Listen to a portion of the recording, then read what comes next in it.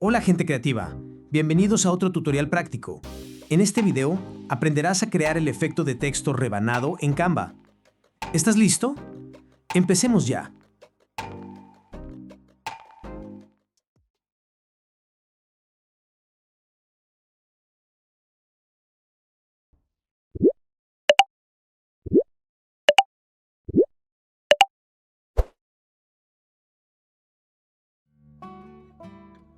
Primero, cambiaremos el color de fondo de la página.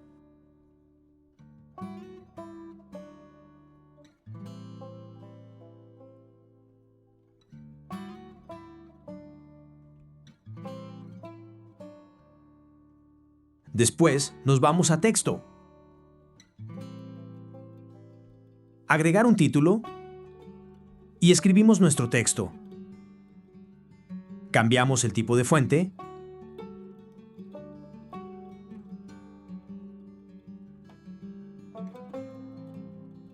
También el tamaño. Y centramos en la página.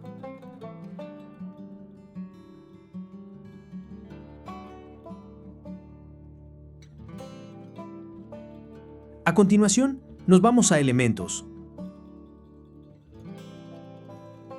Y en la barra de búsqueda, escribimos curva. Cliqueamos en Elementos gráficos. Navegamos en el panel lateral. Y elegimos el siguiente elemento. Ampliamos su tamaño.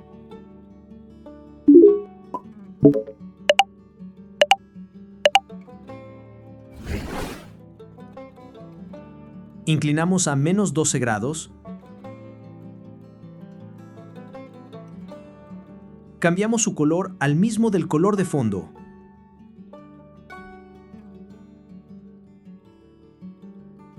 Y ajustamos su posición.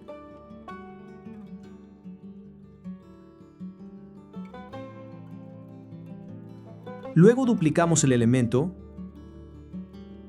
Cambiamos el color a blanco. Posicionamos a la misma posición del primer elemento. Y movemos un poco hacia abajo.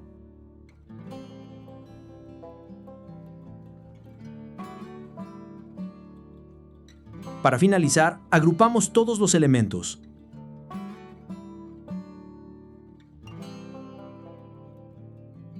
Y ya tendremos terminado nuestro texto con efecto rebanado hecho en Canva de manera rápida y sencilla.